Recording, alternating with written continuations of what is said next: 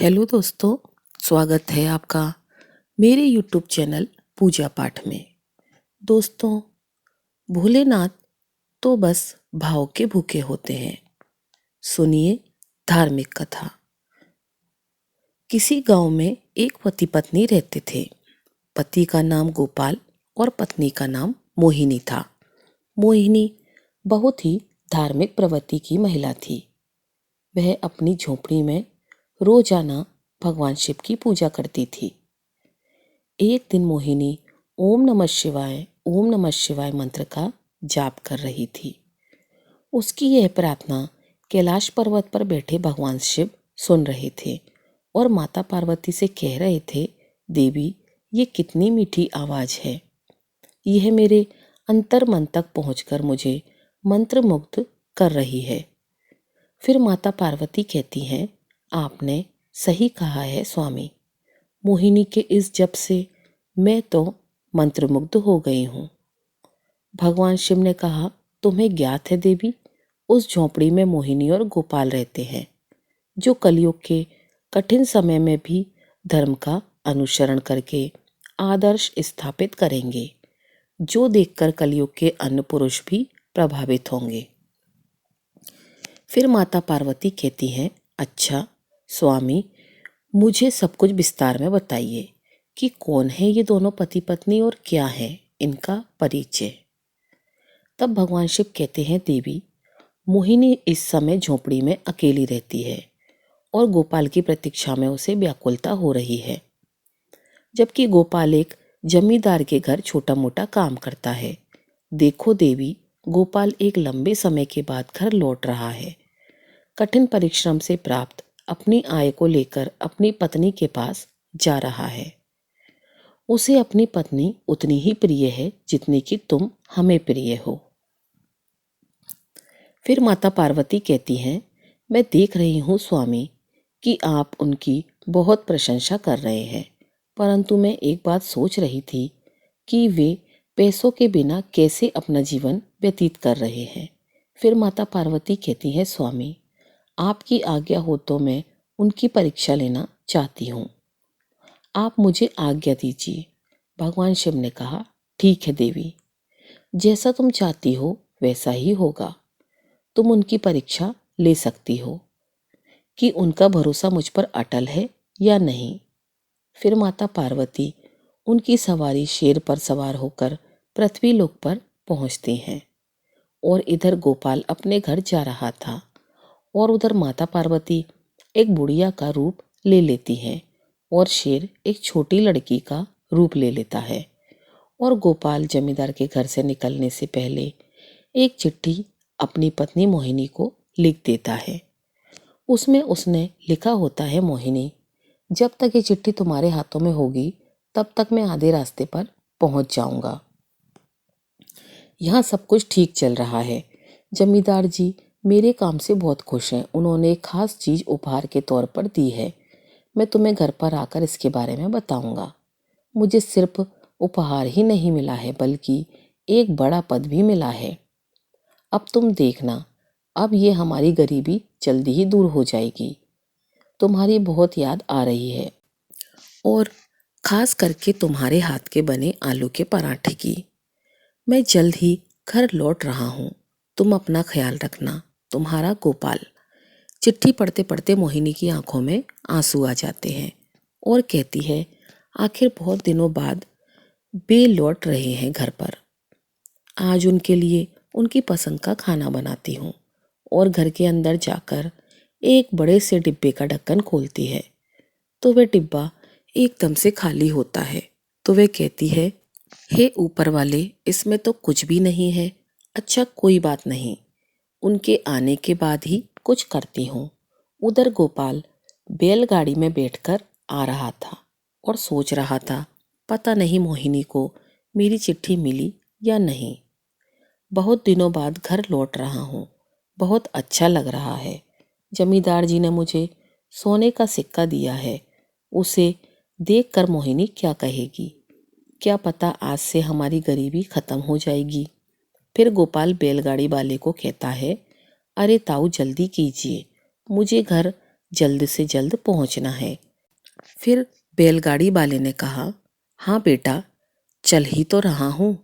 जैसे ही गोपाल की बैलगाड़ी गांव के नजदीक पहुंचने वाली होती है तो रास्ते में माता पार्वती और उनकी सवारी शेर, जो भेष बदले हुए थे, उसको मिल जाते हैं। फिर माता पार्वती गोपाल और उस बैलगाड़ी वाले को आता देखकर उस लड़की को मारने लगती है और कहती है, मर क्यों नहीं जाती कलमुही कहीं की। यह सुनकर गोपाल बैलगाड़ी को रुकवाता है और उनके पास जाता है और कहता है, अरे क्या हुआ माँ जी, आप इस बच्ची को क्यों डांट रही हो। तो वे बुढ़िया कहती है, देखो बेटा, इसके पिताजी सवेरे से काम के लिए बाहर गए हैं, पैसे लेकर घर आएंगे तभी तो खाना मिलेगा। यह इस बात को समझती ही नहीं है, मर क्यों नहीं जाती कलमुही कहीं की। फिर गोपाल कहता है, अरे नहीं नहीं, आप इसे डांटिए मत। फिर बुढ़िया कहती है, यह समझती ही नहीं है। ऊपर से घर का मालिक कहता है, किराया दो नहीं तो यहाँ से चले जाओ। मैं क्या करूँ बेटा बताओ, इस लड़की को लेकर तो मुझे भीख मांगनी पड़ेगी। फिर गोपाल मन में सोचता है, यह तो बहुत ही तकलीफ में है। मेरे पास तो जमींदार का दिया हुआ सोने का सिक्का है और कुछ भी नहीं। अब मैं क्या करूं? वो सोने का सिक्का मैं इन्हें ही दे देता हूँ। फिर गोपाल कहता है, माँ जी, आपका नाम क्या है। फिर बुढ़िया कहती है, मेरा नाम गौरी है। गोपाल फिर से पूछता है, आपके पति कौन है और वे कहाँ पर काम करते हैं। फिर वह बुढ़िया कहती है, मेरे पति का नाम भोला है और वे काम करने के लिए बहुत दूर गए हुए हैं। फिर गोपाल कहता है, अरे आप भोला भैया की पत्नी हैं, मैं तो आपको ही ढूंढ रहा था। ये लीजिए, यह भोला भैया ने आपके लिए ही भेजा है और वो मेरे साथ ही काम करते हैं। मैं आपको यह सोने का सिक्का देने आ रहा था, अच्छा हुआ जो आप यहीं पर मिल गईं। इतना कहकर गोपाल ने वह सोने का सिक्का उस बुढ़िया के हाथ में थमा दिया।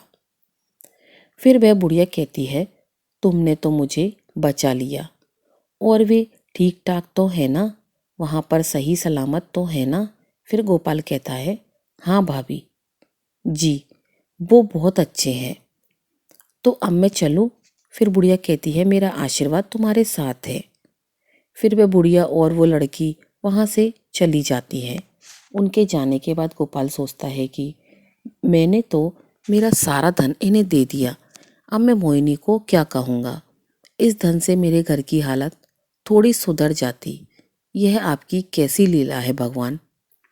फिर माता पार्वती कैलाश पर्वत पर पहुंच जाती हैं तो भगवान शिव कहते हैं, देवी, तुम्हारे बिना मुझे यह कैलाश पर्वत सूना सूना लगता है। फिर पार्वती माता अपने आसन पर विराजमान हो जाती हैं। फिर भगवान शिव माता पार्वती से पूछते हैं, कहिए देवी, जो कुछ मैंने कहा था क्या वह सत्य साबित हुआ है कि नहीं? मैं तुम्हारी प्रतिक्रिया जानना चाहता हूँ। फिर माता पार्वती कहती है, स्वामी, आपने सही कहा था। गोपाल निर्भीक भी है और दयालु भी है। देखिए, उसे जो पुरस्कार मिला था उसने वह भी मुझे दे दिया, सारे पैसे दान कर दिए। यही तो मेरी प्राप्ति है। उसने एक बार के लिए भी संकोच नहीं किया। वे लोग कितने गरीब हैं, इस सोने के सिक्के से अपनी गरीबी दूर कर सकते थे, फिर भी नहीं सोचा। भगवान शिव कहते हैं, तुम सत्य कहती हो देवी।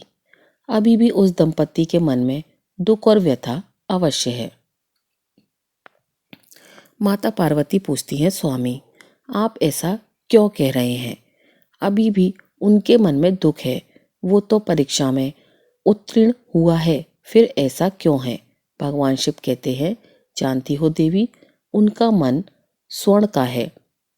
उनको जितना तपाएंगे उनकी मनुष्यता उतनी ही निखर कर सामने आएगी और पवित्र हो जाएंगे ये दोनों दंपत्ति। किंतु इस बार उनकी परीक्षा मैं स्वयं लूंगा। यदि वे मेरे द्वारा ली हुई परीक्षा में उत्तीर्ण हो जाते हैं तो इस असत्य के संसार में सदा सदा के लिए सत्यता की स्थापना हो जाएगी। उधर गोपाल को घर पहुंचने में थोड़ी देर हो जाती है तो उसकी पत्नी अपने घर में बने मंदिर में हाथ जोड़कर प्रार्थना करती है, हे भोलेनाथ, मेरे पति बस अच्छी तरह से घर लौट आए, मैं इतना ही चाहती हूँ। उनका ख्याल रखना। तभी घर के बाहर से आवाज आती है, मोहिनी, मोहिनी, दरवाजा खोलो, मैं आ गया हूँ। फिर मोहिनी कहती है, ऊपर वाले, सचमुच आप हमारे सहायक हैं। बस मैं आपसे प्रार्थना कर ही रही थी और आपने उन्हें सलामत भेज दिया। फिर वह दरवाजा खोलती है और कहती है, आ गए आप, अंदर आइए। फिर गोपाल घर के अंदर आता है और कहता है, क्या हुआ, तुम तो बहुत दुबली हो गई हो। फिर मोहिनी कहती है, आपने चिट्ठी में लिखा था ना कि आपकी तरक्की हुई है और जमींदार जी ने आपको उपहार भी दिया है। अब आप मुझे बहुत सारा खाना खिलाएंगे और फिर से मैं मोटी हो जाऊंगी। यह कहकर वो हंसने लगती है। फिर मोहिनी कहती है, क्या हुआ, आप चुपचाप और उदास क्यों हैं? गोपाल कहता है, अब मैं तुम्हें क्या बताऊं, मैं सब कुछ लेकर घर आ रहा था, लेकिन गांव के बाहर एक बुढ़िया और एक छोटी सी लड़की मिल गईं। उनकी हालत हमारे से कई गुना ज्यादा खराब थी, इसलिए वो उपहार और सारे पैसे मैंने उनको दे दिए। मोहिनी ने कहा, इसमें उदास होने की क्या बात है? गोपाल ने कहा, मैं इतना गरीब हूँ कि तुम्हें 2 वक्त का खाना भी नहीं खिला सकता। मोहिनी कहती है, मैं यहाँ पर बहुत अच्छे से रह रही हूँ और वैसे भी अच्छे खाने पीने से ज्यादा कीमती है आपका मन। आप बहुत दयालु हैं, सच कह रही हूँ, मुझे इसके अलावा और कुछ भी नहीं चाहिए। गोपाल कहता है, मैं तो घर खाली हाथ आया हूँ। मोहिनी ने कहा, आप जो दान करके आए हैं उसके लिए आप दुखी मत होइए, सच कह रही हूँ, आप पर मुझे गर्व है, आपने बहुत अच्छा काम किया है। गोपाल कहता है, लेकिन अब मैं क्या करूं, घर का खर्च कैसे चलाऊं? तो गायत्री ने कहा, आप एक काम कीजिए, सामने वाली जमीन खाली पड़ी है, वहां पर खेती कर लीजिए। गोपाल कहता है, तुम ठीक कह रही हो मोहिनी, अब मैं खेती बाड़ी करूंगा। अगर हमारा मन साफ है तो ऊपर वाला हमारी जरूर सुनेगा। मोहिनी कहती है, चलो आज खाने का बंदोबस्त हो जाएगा, मैं पड़ोसन से लेकर आई हूँ, आप बिल्कुल चिंता मत कीजिए। फिर अगले दिन गोपाल सामने वाली जमीन को फावड़े से खोदने लगता है और उस जमीन को खोदकर खेती योग्य बना देता है और उसमें गेहूं की खेती करता है और गेहूं की फसल अच्छे से उग जाती है और बड़ी भी हो जाती है। बस अब उसमें धान आने वाला होता है। यह देखकर गोपाल और उसकी पत्नी बहुत खुश होते हैं और मोहिनी कहती है, आप देखिए अब सब कुछ ठीक हो जाएगा। तभी अचानक एक दिन मूसलाधार बारिश आती है और उसके साथ जोरदार तूफान भी आ जाता है।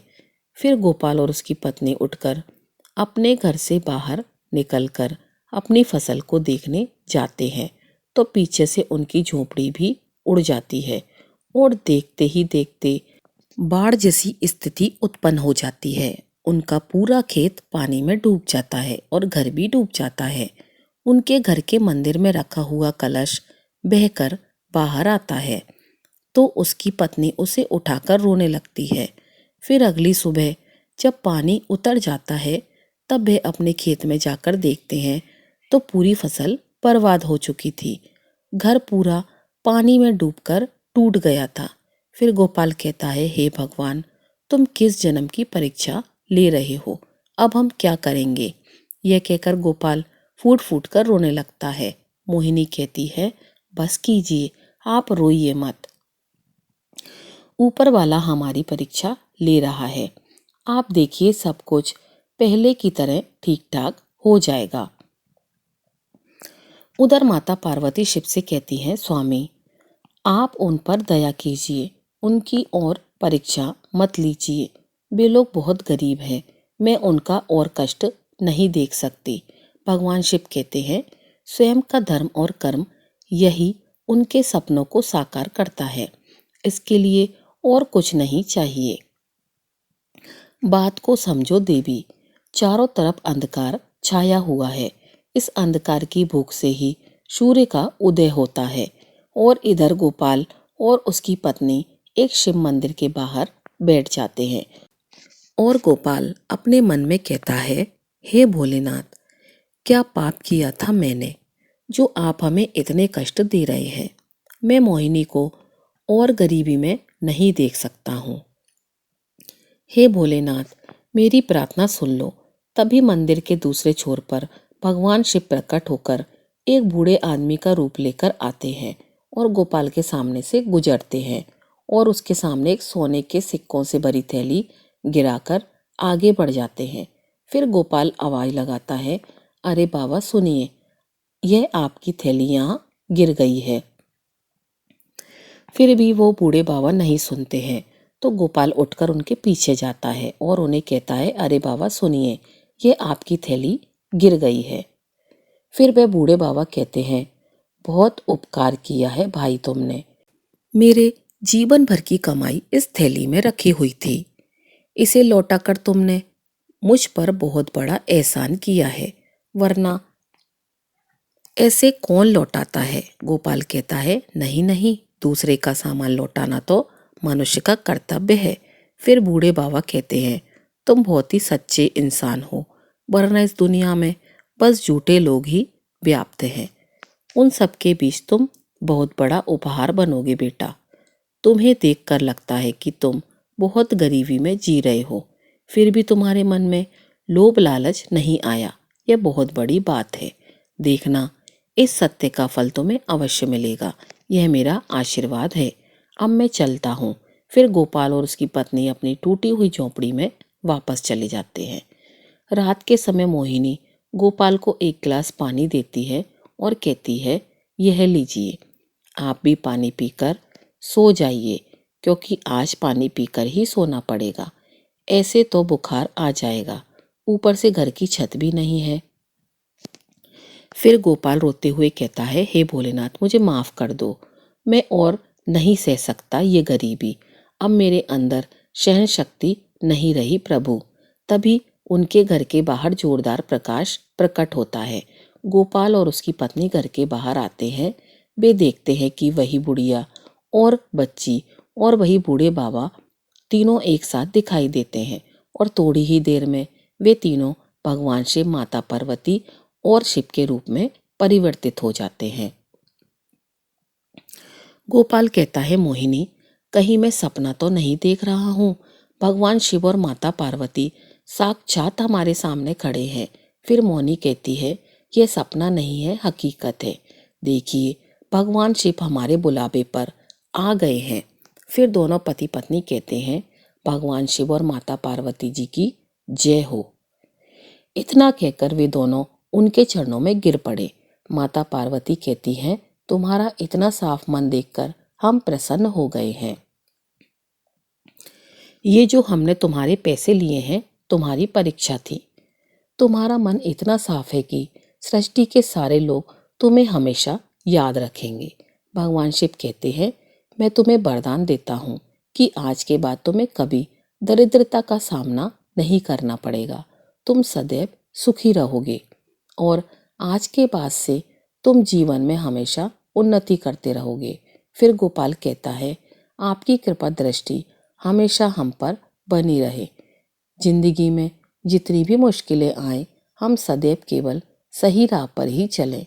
ऐसा आशीर्वाद हमें दीजिए प्रभु। भगवान शिव और माता पार्वती ने कहा, तथास्तु, और ये कहकर वे अंतर ध्यान हो गए। अब गोपाल और उसकी पत्नी दोनों वापस घर में जाते हैं तो देखते हैं वे दोनों थैलियां उनके घर में पड़ी हुई थी। एक थैली में तो वो थी जो गोपाल को जमींदार ने दी थी और दूसरी थैली में वो थी जो उस बूढ़े बाबा की सोने के सिक्कों से भरी हुई थी। अब उस धन से वे दोनों पति पत्नी हंसी खुशी रहने लगे और उनका गुजारा भी अच्छे से होने लगता है। हर हर महादेव, जय माता पार्वती। तो दोस्तों, यह थी आज की कथा। अगर आपको कथा अच्छी लगी हो तो वीडियो को लाइक कीजिएगा और चैनल को सब्सक्राइब कीजिएगा। आपका दिन शुभ हो।